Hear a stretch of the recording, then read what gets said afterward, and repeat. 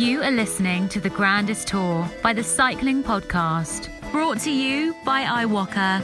Flexible loans built for small businesses.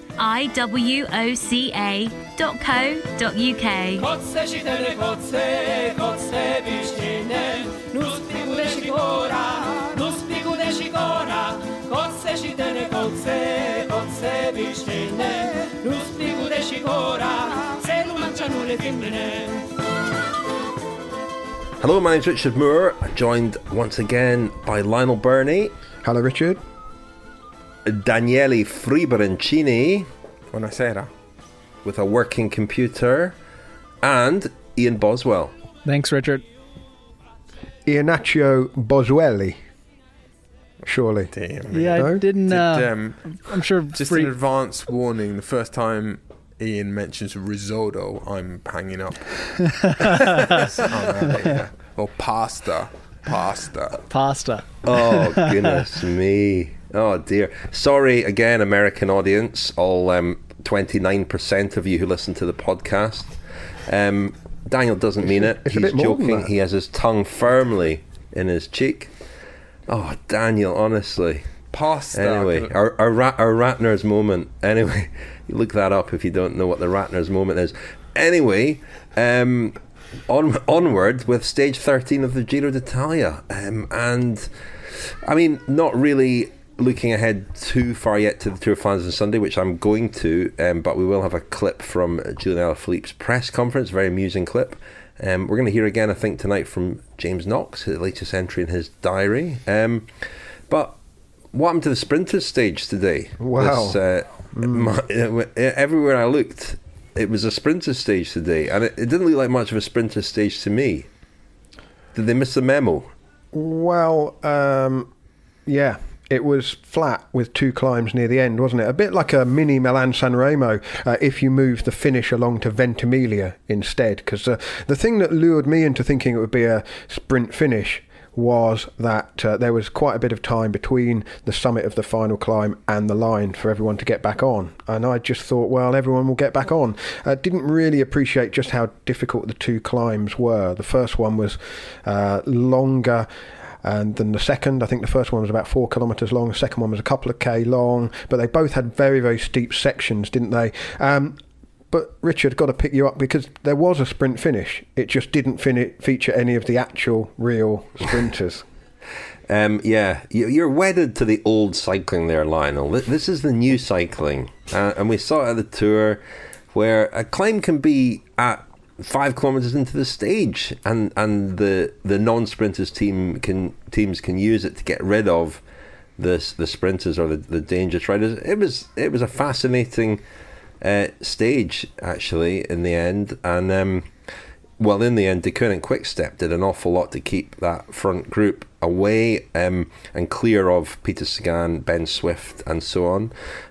Will we get straight into the tail of the Tapa, though, before we give too much else of it away? Have we done that? Aren't we? Not quite. We ought to tell everyone who won the stage. Diego Ulissi of UAE Team Emirates won the sprint against a group packed with all the GC contenders. It was Ulissi's second stage win of this Giro and the 8th of his career, and he edged out the pink jersey Joao Almeida, who added 6 vital seconds to his overall lead, and he's now 40 seconds ahead of Wilco Kelderman going into tomorrow's time trial.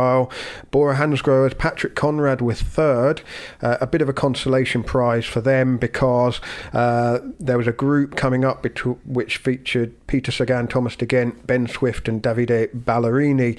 They came up short in their bid to get across to the lead group on the run-in. Things had really split up on that penultimate climb where the sprinters all went out of the back door. Démare and Viviani were distanced, but Arnaud Démare's Groupama FDJ teammates did a fantastic job to get him back in to the front group. They went right back up to the front of the GC group as they hit the bottom of that final climb, and well, it wasn't quite enough because Démare and co were again out the back, and perhaps surprisingly Peter Sagan lost lost touch with the front of the race on that climb. The final two survivors from the day's break, Geoffrey Bouchard and Alessandro Tonelli, they were caught. Then there was an attack by, or certainly an acceleration by Teo Geoghegan-Hart of Team Ineos, and that started to fracture the group. The King of the Mountains leader, Ruben Guerrero, went over the top first, and then James Knox. Teo Geoghegan-Hart, nickname. He's got a new nickname, I heard the other day. Ian might already know this. We've been calling him Gap Year for several years, but apparently he's known as Wiki on the Ineos bus now. Yeah, I can see that nickname because he's of his encyclopedic knowledge about a variety of subjects. Wikipedia. Wow. Yeah, well, you heard that, Ian, before? There was a Slovenian soigneur on Sky for a while, and we called him Siri, like on an iPhone. But I would definitely see Teo being Wiki. Wiki, of course, as our friends at the official Giro podcast, the Italian Giro podcast, very dryly pointed out the other day. Very useful because Google is not at the Giro. Well, it'd be good if he loses time one day, and we can say WikiLeaks. They're actually. You see, but he's actually not leaking time at all. He's climbing up, isn't he? He's up to 12th overall now. Indeed. Well, yeah, he was looking sprightly on the final climb again, wasn't he? And then once they'd gone over the top, James Knox and De Koning Quickstep, they pressed on. They kept the Sagan and Démare groups from coming back. They really had no chance to come back. And that was it. A stage win for UAE Team Emirates. Ulysses second of the race. And tomorrow is the time trial, and that really will be one for the time trialists. Oh, some other news before we move on. It was Tail of Tap rather than news roundup, but some big news today, really. The Equipe Polka, which was previously Bigla Katusha, they were taken over by Polka, the French fashion house, when Bigla and Katusha pulled out earlier in the year.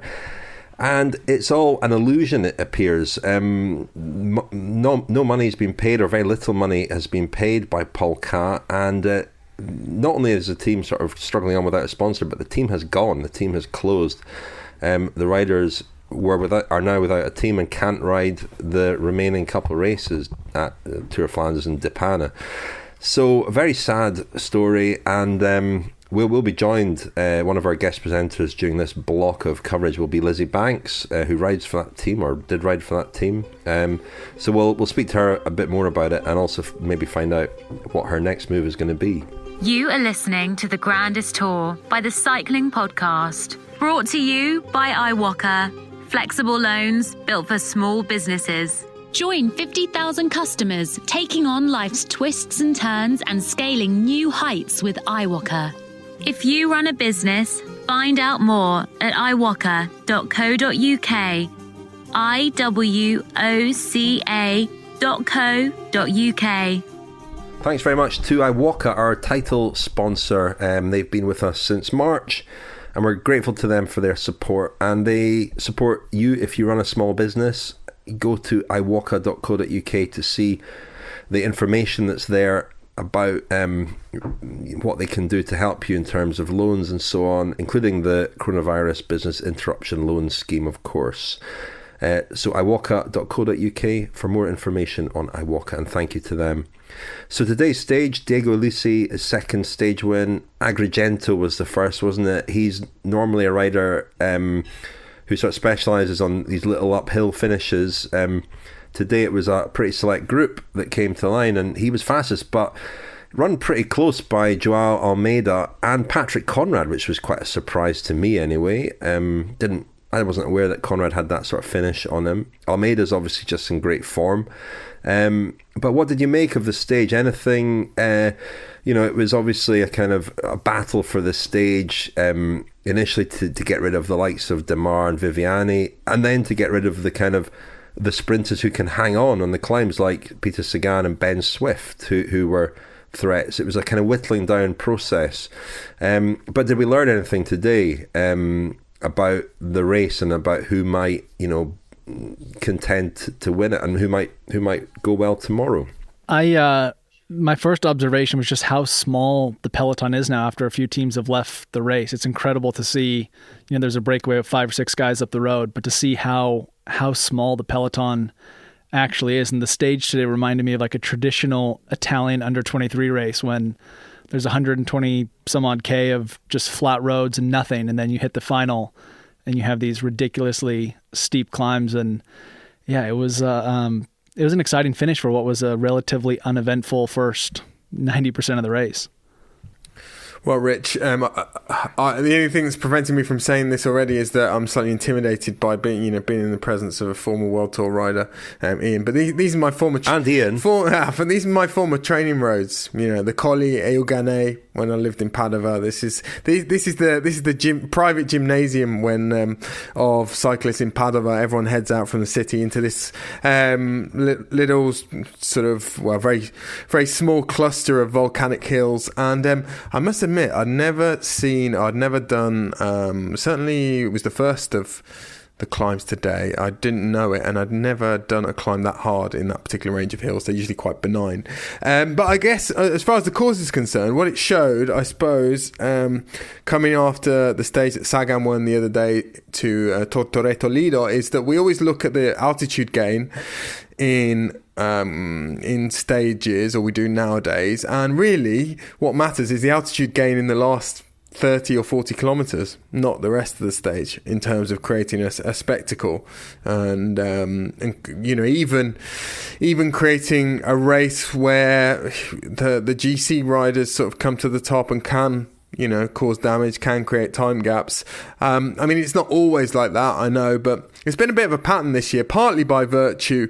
We've been blessed by these points jersey competitions, both in the Tour de France and the Giro, that have really had quite an effect on the GC battles, I think, in both races, maybe to a slightly lesser extent, today, with the Ciclamino and Sagan trying to distance Démare. But I think it's definitely been something that's really spiced up the racing in both of the Grand Tours, and having been a real kind of afterthought and a real sort of a marginal issue in the last 10 or 20 years.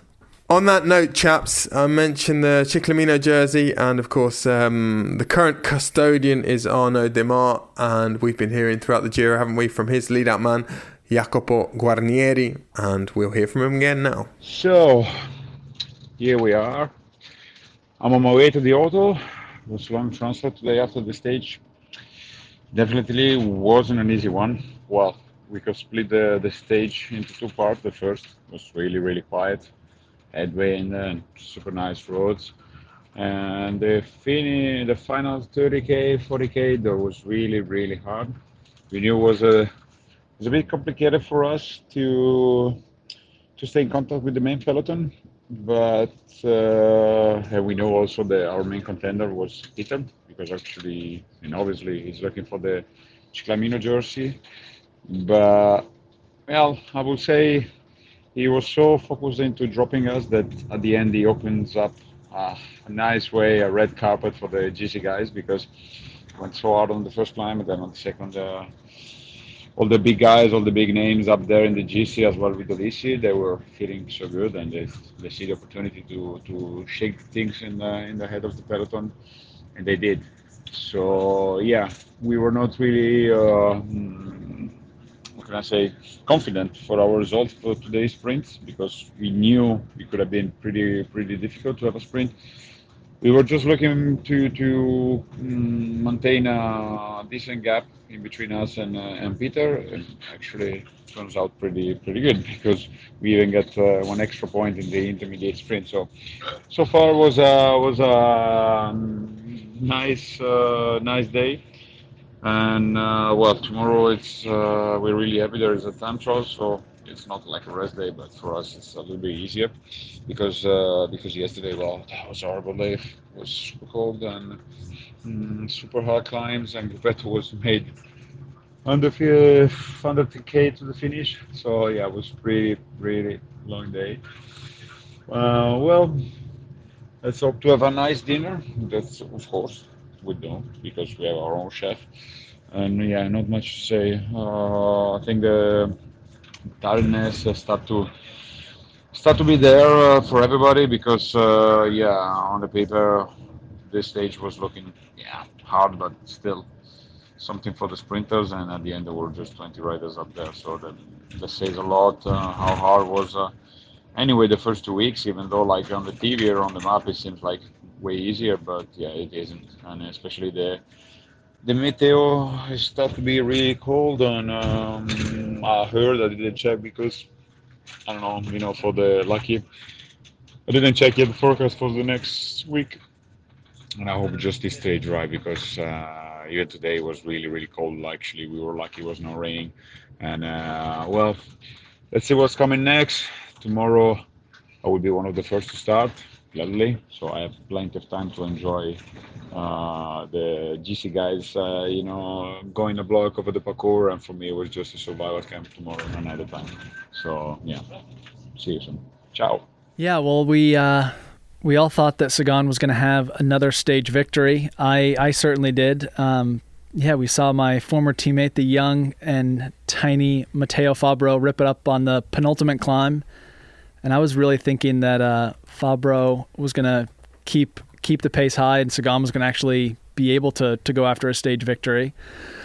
But it's that second climb really, when you look at the profile of today's stage, as Daniel said, that the climb was incredibly steep for how short it was. I think it was only 2.5K, and the fact that Sagan wasn't able to pass it, and even on the downhill, I thought that it was a 15-second gap for a while. I thought he was going to be able to come back, but in the end, no. The GC riders, and to be honest, Quick-Step put on quite a show today. I mean, Knox and who's the other young Masnada? Masnada. Yeah, for those the eel of what is it? Brembilla, l'anguilla di Brembilla. And what's Masnada called? Does James Knox have a nickname yet? Not yet. Peeps, maybe, for the quality of his diary.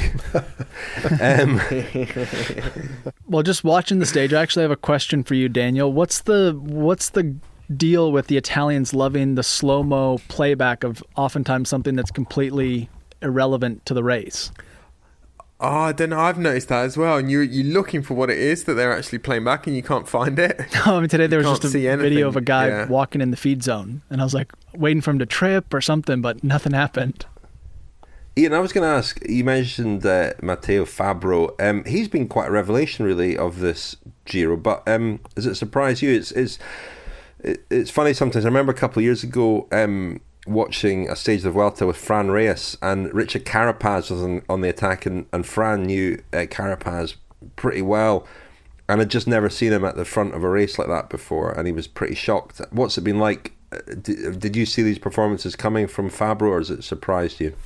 To be honest, it has kind of been a surprise. I was with him for 2 years, and obviously he's a phenomenal climber, but you see more and more in the peloton in this day and age that riders tend to be bigger, just in general. You've seen the last couple Grand Tour winners being more robust individuals, and Fabro is, in many sense, he's like an old school Italian climber. I mean, he's got away less than probably 48, 50 kilos. He's a tiny guy. So the fact that, he's still able to move his, weight around the peloton and get to the front, before the climbs is really impressive. But he's definitely kind of flourished this year with Bora. He's 52 kilos according to Pro Cycling Stats, but that's tiny, like a little jockey almost.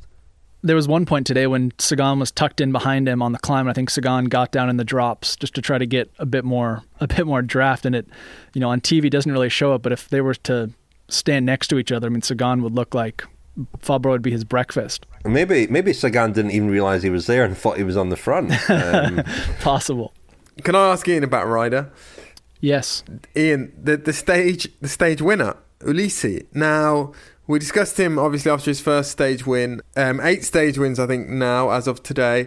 And it struck me watching the stage this afternoon that he really is. His characteristics are very, very similar to Julien Alaphilippe. But he's kind of a Costco. I'm throwing in some American references here. He's kind of a Trader Joe's Alaphilippe. But it's kind of difficult to put your finger on why, because if you look back at his results, for example, in Flèche Wallonne, I mean, he's His best results are sort of 8th, 9th, 10th place. So he's been quite a distance from winning races like that.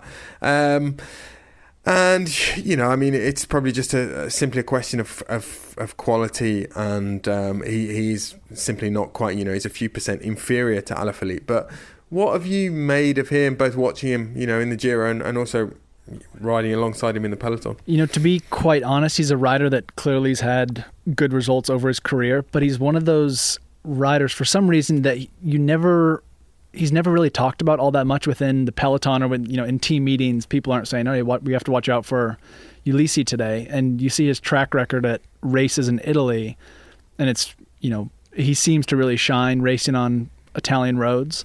And I don't know why that is. I mean, you saw today, there was, on the first climb, the breakaway caught up to Simon Pelode.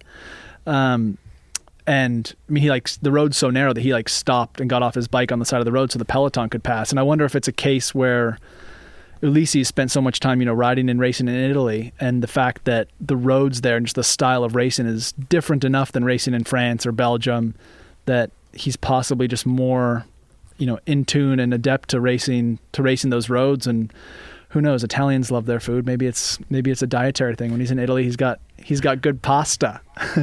He did say, I like it.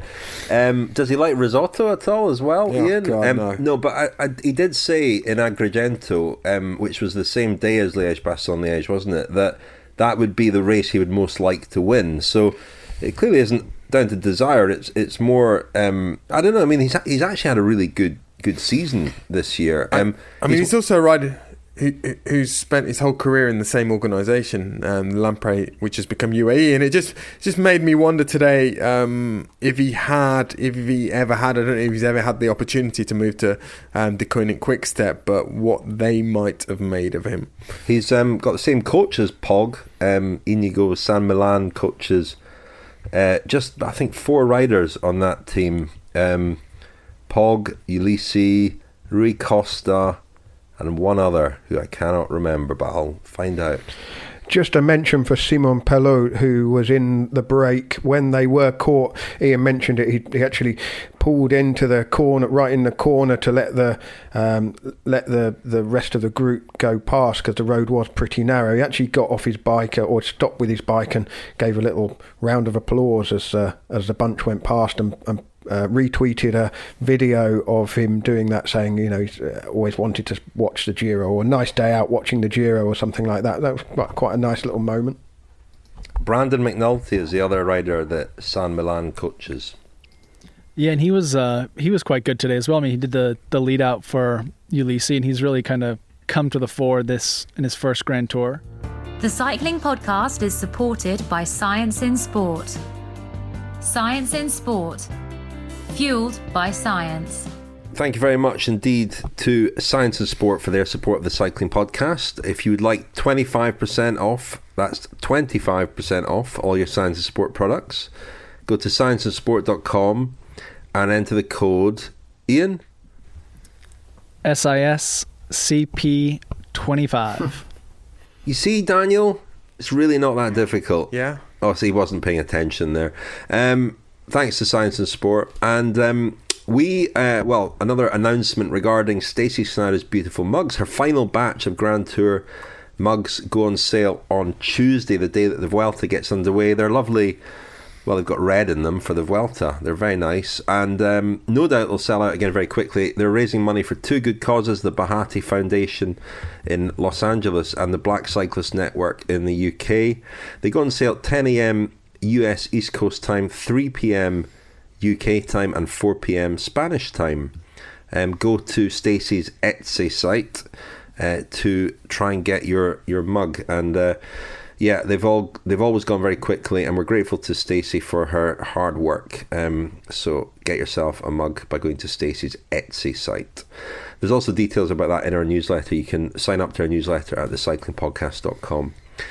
Shall we hear the latest from our Samuel Pepys, James Knox, De Koning Quick-Step rider, very visible again today, really driving that group to the finish with Fausto Masnada. I kind of wondered why they were working so hard, and I think in this diary entry, well, he explains why. Hi everyone. First off, been receiving some very nice messages about the audio diary, so many thanks for that. Glad people are enjoying my my view on the race, and I'll stick with the current format if everyone's happy with that. Feel free to ask any questions, anyone who's listening, because always got time to chip away at them. Getting on to today, yeah. A bit gutted. To be honest. Almost had a stage victory in the pink jersey, which would have been beautiful.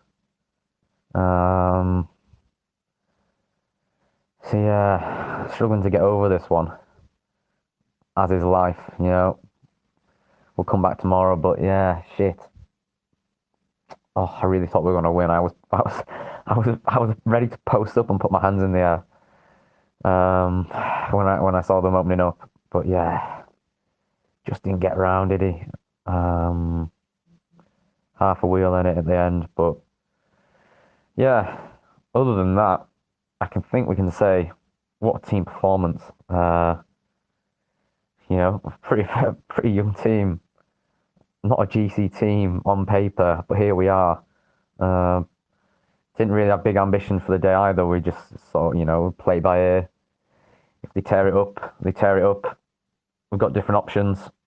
We'll be ready for whatever. Obviously, keep the pink jersey in front. That's the main priority, and then go from there. But yeah, as the race panned out, there was full noise last climb. UAE ripped it up. Ulissi launched. Really wasn't easy, but first priority was staying hard, making sure Joao was protected. Joao had someone to set the pace and stop people from chipping off, which I needed to do. It was only a few hundred meters to the top of the climb, but did that. Took the descent. It's weird when you're in front. Normally, I'm not a big risk taker, but suddenly when you're behind the motorbikes, you full noise on the descent. I don't really know what happens. It's always the same. But yeah, tried to take the descent safely, but was going pretty quick. And then it was carnage. It was hard because I was in front. You got people blaring over the radio, shouting. Didn't really know what was going on. Obviously, I'd come past Honoré and Ballerini exploding on the climb. So in my mind, they were out the race. They were done and dusted. I thought we had like a 15-man front group for when I looked back at the top of the climb. But obviously, there was a bit of regrouping. Honoré shouting, screaming at me on that little roundabout coming after the descent. So I could wait for him. He got onto the group. And then, it's this moment, it's split-second decisions. We made the call, backed Joao, went for it. Me and Fausto chopped off, held Sagan and Swift and De Gent off, though. Tell my grandkids about that. Held Sagan off on a flat road, 12k. Pretty smug with myself. But yeah, did what we had to do. We set the tempo, rode basically as hard as we could, set off at what felt like a good pace, which turned into an unbearable pace. That last 5k was just torture, but we kept the pace high. And then Mikkel was responsible for the lead-out duties because he's a lot better than me and Joao. Sorry, what am I on about? Me and Fausto for doing a lead-out. He can actually sprint. We can't sprint, so it's a big difference in it. And then, as everyone saw, we got awfully close to the win, but we didn't get the win. So, a bit of shame. A bitter shame. Winning a stage wearing the pink jersey would have been really, whatever happens, would have been the icing on the cake for the team, I reckon. So, we'll get over that, but was very disappointed. Apologies for being a bit dramatic over the line. I've just seen now pictures of me with hands over my face and hands on my head, looking a bit ridiculous, but I was pretty good. Spent 3 weeks in Italy now, so just overly dramatic, hands all over the place. There's no need for it, but anyway. Other than that, it was a nice day. Started with plenty of gear on. Looked around. I think I was about as geared up as anyone. Full jerseys, winter kit, long finger gloves, caps, buff, you name it. I was wearing it. And it was lovely to be warm. And then stripped it all off with 70k to go and got into the race. That was nice. Love that. Really love that. Needed that. And then a TT tomorrow. And we'll see how Joao goes. I think we've all got high hopes. Let's put it that way. But anyway, thanks again, everyone. Thanks for all the support. And we'll keep plugging away. Fighting for pink. Well, Rich, you said we'd learn a little bit more about why they were going so hard. I don't think James Knox actually covered it there. I've got another theory. Joao Almeida. Now, you guys will have to tell me if this was widely picked up and mentioned in commentary on various channels today. But Joao Almeida used to live about 4 or 5 kilometres from the finish today. Did anyone mention that? Because he did a season with the Trevigiani, the Italian under-23 team called Trevigiani, and they have a house in a place called Pozzonovo, which is about 5k from Monselice, where the stage finished. So I wondered whether that was one reason that he was particularly interested in winning the stage, for sort of sentimental reasons. Of course, what it will also mean is that he will know the course, he will know the roads that he's riding on tomorrow in the time trial very well, because again, anyone who lives in that region, well, another place that they will frequently train is in the sort of hills near Conegliano, sort of Prosecco region, so I guess he'll be on very familiar terrain tomorrow. Just another bit of sort of local, well, not so much local colour, but a bit of a nod to the course today. We passed very close, Napalm, you might remember this from our Giro. We sort of rerouted to go through this particular town or little village, but it was very close to the actual route today. A place called Vo Euganeo, which is where the first person in Italy died from COVID. Way back in March. Well, yes, Daniel, that very sad, and that was the very start of the COVID crisis in Europe, really, wasn't it? And of course, the race is carrying on under the cloud of COVID-19, and we talked about it a little bit last night. Jonathan Vaughters' comments initially to Orla Chenouille on the breakaway on Eurosport, talking about the possibility of ending the Giro on Sunday, this coming Sunday, so before the second rest day, and cutting the race short by a week.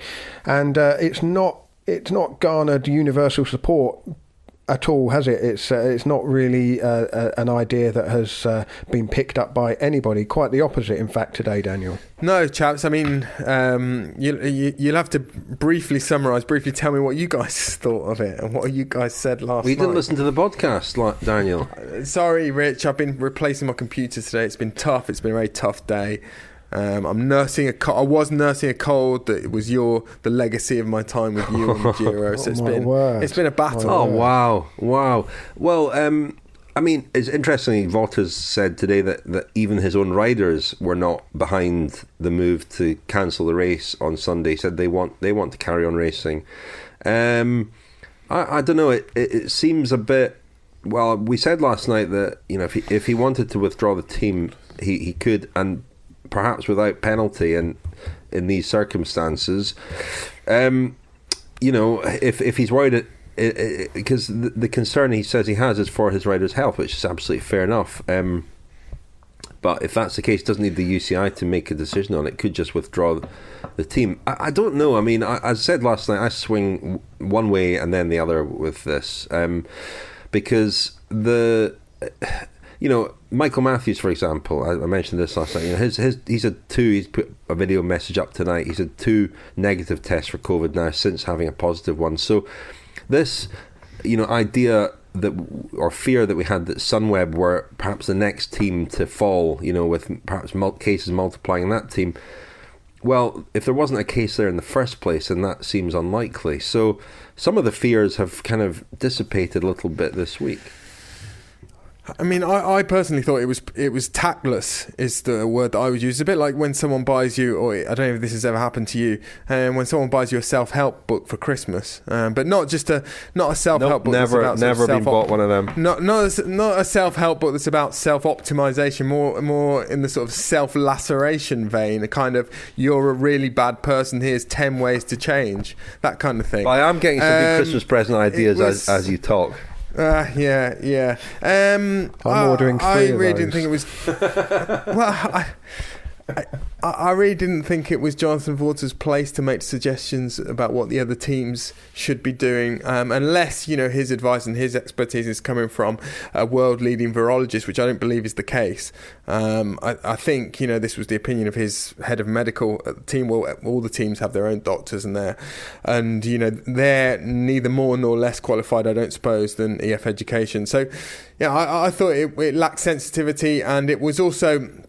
I think you have to see it in the context of, certainly when you look at the reactions of people like Luca Scinto, the Vini Zabu director sportif, and Gianni Savia today. I think the broader context is one of an Italian, well, not just Italian cycling, but old world cycling, you could call it, French cycling, Spanish cycling, which has seen its kind of prestige diminish over the years. It's seen its sort of success levels diminish as well. And I think there's a feeling that there's a kind of moral superiority complex, a kind of, well, a sporting superiority complex as well in the Anglo-Saxon teams. And also another thing that the Italians have lost, and the French and the Spanish as well, is that English is now the lingua franca of professional cycling. And it's they have felt for a long time as though the English teams are and English speaking teams have parked their tanks on their lawn, and so they don't take kindly, I don't think, to any suggestion that they see as being unsolicited or out of place. So I think that's what happened. But as far as the current situation in Italy is concerned, there was a good piece today by Marco Bonarigo, a colleague of ours in the Corriere della Sera, which sort of looked at the numbers and pointed out that currently the Giro is statistically it's a safer place to be in Italy than workplaces where people are being tested, and schools where people are being tested. The rates of positive cases are much lower, not slightly lower, but much lower. In the Giro, you mean? At the Giro, sorry, yeah. So, I mean, it seems to me today, that the situation has calmed down a bit. EF have been more diplomatic today. I mean, the other aspects of it is why this was made public, whether it was deliberately leaked to create pressure on the other teams. It was certainly something that I thought could have been discussed in private. He's not, to be fair, he's not an isolated voice. Thomas de Gent has expressed his misgivings. We've heard from Rick Zabel, obviously Jos van Emden as well on the podcast have expressed their unhappiness, and I suppose I'm sort of playing devil's advocate here, but riders are, Thomas de Gent is a rider with a reputation, a standing where he can probably voice his opinion more than other riders can, and Vaught is maybe voicing something that he does pick up from riders who are a bit nervous or scared. Well, voicing your opinion is one thing, Rich, but trying to, the way it's been, where you could perceive it as lobbying the other teams to leave the race, or suggesting they ought to, or that it would be safe to, and it would be irresponsible not to leave the race or stop the race. I think that's a different thing, personally. Can you put yourself in that position? Imagine you were riding the Giro, Ian. How do you think you would be feeling, and how confident would you feel about speaking out if you were worried? I mean, I think it really depends on one, where you are in the race. And we kind of touched on it a bit last night, the fact that EF has already won 2 stages. They have Rubens in the KOM jersey. So, if the race stopped on Sunday, they would walk away with a relatively successful Giro. But there are a lot of teams at the race that still are fighting for something. And personally, if I was there, I would, to be quite honest, my decision would be based entirely on where I was. If I was up for a contract, if I had a good season, maybe I'd be inclined to say, hey, I'm happy to head home and call it a year. But if I was still, searching for a contract, as so many riders are this year, I wouldn't necessarily want to walk away from the race. Inherently cycling is dangerous. Riders know that. COVID is something else, but I think riders are somewhat accustomed to kind of calculating risk involved in what we do. Yeah, and thanks for tipping me off that Lawson Craddock had left the race. I didn't know that, and I called him this morning, and he was in the hospital with his new baby boy back in Texas. He is from Texas, unlike Larry. But yeah, I feel like, if Lawson was able to leave the race on his, own accord, that he felt, COVID cases were rising in Italy, and, JV and the team allowed him to leave, that if there were riders within any given team, most particularly within EF, then I feel like those riders would have the right and the ability to leave. I just don't necessarily feel like, if EF chooses to walk away and leave the race, they can, but I'm assuming they're going to start Flanders this weekend and they're going to start the Vuelta as well. So, where do you kind of draw the line of, doing what's morally correct and then trying to put that pressure on other teams? I think this is maybe a minor point as well, but I think it's slightly galling for Mauro Vegni and the organisers, RCS, when they know that Jonathan Vaughters is not at the race. And he can't be at the race. I don't think he can't travel. But when someone is sort of basing their overall view of how dangerous it is or isn't on, the sort of secondhand testimonies, which is the same as what we've had on the podcast. But in our minds, Rich, for example, we were there last week. That occupies a certain amount of space in our minds. What we hear from Jos van Emden, but a much bigger. We can form a much better view, really, based on what we saw every day there. So I think Mauro Vegni did make some comment. It's something along the lines of, "I haven't seen Vaughters here," which it's not Jonathan Vaughters' fault, but I think that probably made it even more galling. I also think that, looking at the wider picture, whilst we don't want people riding on in unsafe circumstances, either for the people who are within the race bubble or the wider public, the first race that is seriously curtailed would set some sort of precedent. We're clearly going to be living with this for the foreseeable future. We may be in a similar situation next season. The calendar may well go ahead in a much more familiar way with races where we would normally expect them to be, but there may well be flare-ups locally or across Europe or across the world that professional sport has to deal with, and it's not terribly we can't really have a scenario where at the sort of the first sign of something being amiss, events are just cancelled, because once they are cancelled, they're cancelled and a precedent is set. And I think stand by what I said yesterday, really, which is that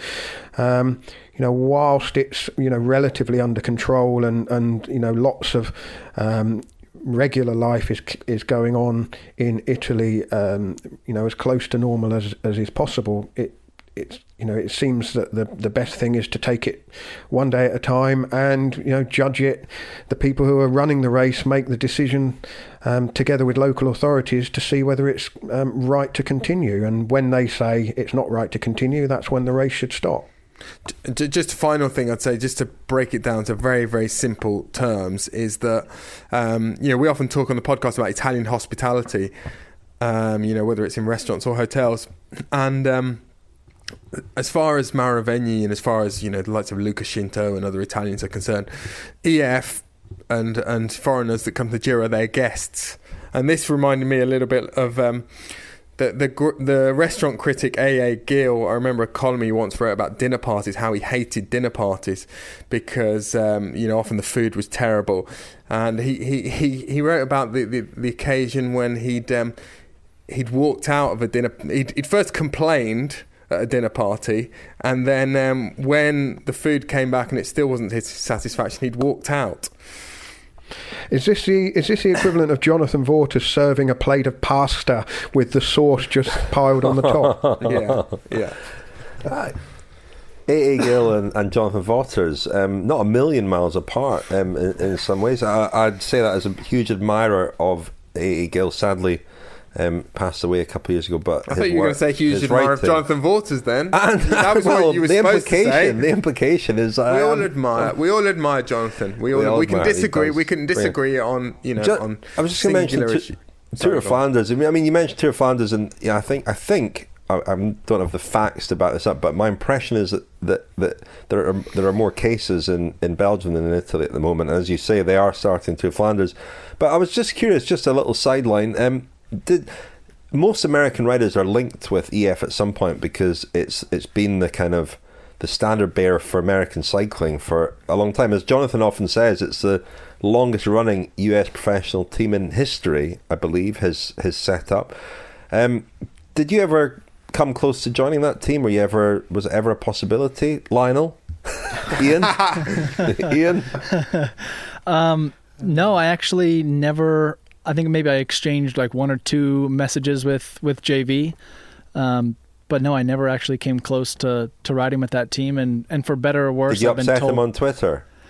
I have not. No, I didn't. I didn't fall to some of his Twitter tweets, and as Larry Warbass did. But no, I at one point I did ask Dombrowski for his number to send him a text when I was up for contract at Team Sky. But I wound up staying at Team Sky. And yeah, I mean, like I said, for better or worse, I never went to EF, and I've heard, all sorts of different stories about American riders to that team. But I felt like there were a lot of young American riders that became JV's projects, and yeah, thankfully I was never one of his projects. This sounds like something worth exploring for a friend's special, I think. Well, you've seen, I don't want to call anyone out, but there have been quite a few American talents that have come up, and JV's definitely taken them under his wing, and they haven't always, maybe I don't want to say never, but have very seldom kind of, achieved the level of competition that JV had anticipated for them. And I think, Dombrowski's maybe alluded to that a little bit, and there are other riders, Phil Guyman as well. And so I mean, I really don't have anything to say about JV because I've had very little interactions with him over the course of my career. Well, Jonathan, if you're listening, Ian came that close to texting you and asking for a contract. Never quite happened. One self-help book that Ian Boswell doesn't need to receive for Christmas: How to Use Adverbs to Devastating Effect. Thankfully, I was never one of his projects. This is great. Well, listen, I tuned in today to the Deceuninck Quick-Step press conference ahead of Tour of Flanders. Julian Alaphilippe, the world champion, making his debut there. He revealed as well that on Monday he is going for lunch with Eddie Merckx. I didn't tell him to watch out for the chocolate mousse. You'll have to listen to last night's podcast, Daniel, to understand. Yeah, I saw that this. reference. I didn't know what this was. You'll have to listen. We'll give you a time code to help you. But anyway, he was asked a question by our colleague Jan-Pieter de Vlieger from Het Nieuwsblad, which made me and a lot of other people chuckle. Here it is. Yes, a question for Julian. After Liège and Brabantse Pijl, can we assume that if you go to the finish line for the win, that you will only be raising your hands until after the line, even if you were to go solo in the ronde? Yes.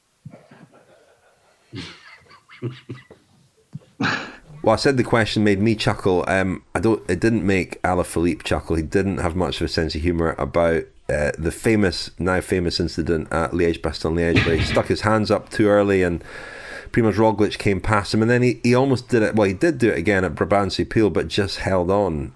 So yeah, not much of a sense of humour about that. You ever done that, Ian? Ever stuck your hands up in the air and mistimed it, or there was someone up the road that you didn't know about? No, I wasn't a very prolific winner over the course of my career. No, that never happened, thankfully. But yeah, I mean, every time you see it, you always wonder why people don't. I mean, because isn't it actually a UCI rule that you have to cross the finish line with two hands on the bars? That is a UCI rule. That is right. Yeah, but it's it's one of these ones that's overlooked, unlike other rules about socks length and things like that. But yeah, that certainly always was the case, that you're not technically allowed to take your hands off the bars. Yeah. Time Should we wrap trial. things up? No, we shouldn't. Tomorrow. No. Yeah. No. Tomorrow. Okay. Yeah. Who's going to be in the pink jersey tomorrow evening, Daniel? Joao Almeida. I think he's going to take time out of everyone. I think he might even win the stage. Wilco Man? Wilco Man's time trials are quite difficult. If you look at his record over the past 2 or 3 years, quite difficult to read and decipher because he's been fighting injury a lot of the time. He's done some excellent time trials. And he's done some, for example, in Po in the Vuelta last year was one I'm just looking at where he lost over 2 minutes to Roglic, or 2.5 minutes to Roglic. And based on performances like that, you'd say he might be looking to limit his losses tomorrow. But I don't know. He's got it in. He's definitely got a good time trial in him. And as we've said thus far in this Giro, he's obviously in fantastic form. And it's a hilly time trial. I suspect that it's one that will kind of magnify the effect of form over specialisation. So he could go well. But I think Almeida, again, this is based on fairly thin evidence as well, because he's such a young rider that he doesn't have 5 years of time trials at the top level behind him. But what he's done so far has been impressive, and I think he'll do well and possibly finish in the top 3 or 4. Is the course too hard tomorrow for someone like Ghana? I don't know, Ian. There's this very steep wall of which is about a kilometre long after not many kilometres. It's in the first 10k of the route, and after that it's sort of rolling. But how much of an effect would that have? A sort of, I think it's over 10% climb, 1 kilometre long. How much of an effect would that have? I'm gonna go with Brandon McNulty for the time trial tomorrow. He's been riding well, and he's produced some decent time trials over the course of his career. I'll go for Mikel Bjerg to win the time trial, maybe, or Ghana. But Bjerg looks like he's in great form. Lionel? Well, I don't speculate on these sorts of things. It's very difficult to call. I think Castro de Viejo for the stage, maybe. Just one little thing on Wilco Man. The best Wilco Man we've seen was probably 2017 Vuelta when he was 4th overall, and in a time trial there around Navarra, he was second to Chris Froome over 40 kilometres. Took 30 seconds out of Nibali that day. And I think you're right, Daniel, that it's all about form, and he looks to be in great form. So I expect him to go well. But it might just be Bjerg, Ghana type, and McNulty as well. As you say, Ian, he's looked to be in great form too. But I think we expect Almeida to still be in pink, don't we, tomorrow night? Just looking, Castro Viejo hasn't done a decent time trial for about 2 years, so maybe not him. Who knows? We'll tune in, we'll watch it and find out, won't we? That's usually what we do, yeah. That's usually what we do. Well, will we wrap it up? We're being joined by you again tomorrow night, Ian. We are. And you, Daniel. You sound a bit less enthusiastic about that. You sounded absolutely delighted that you'd have Ian back, not so much me. No, I'm delighted about that. It can be arranged, Richard. It can be arranged for me not to participate. He'll be taking his screwdriver to his laptop as soon as he's put the phone down. I'm delighted that you'll be joining us too, Daniel, and you, Lionel. Fantastic. What a treat. Yeah, great. Yeah, good. Right, listen, before we go, some thanks to friends of the podcast. From me, a big thank you to Rowan Walker, Keith Dorling, Trish Webster, Jane Davis, Paul Cackett, and William Davis. And for me, Gary Fogelman, CJ Rose, Jay Cox, Michael Doig. Is that correct? Doig, I think. Doig, Lee Thompson, and Corey Cassidy.